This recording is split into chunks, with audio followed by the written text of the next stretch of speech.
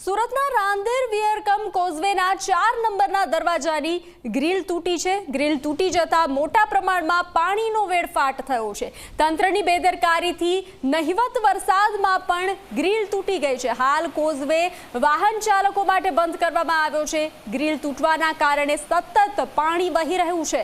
આપ આ દ્રશ્યો જે રીતે જોઈ રહ્યા છો, ગ્રીલ તૂટવાના કારણે સતત પાણી વહી રહ્યું છે।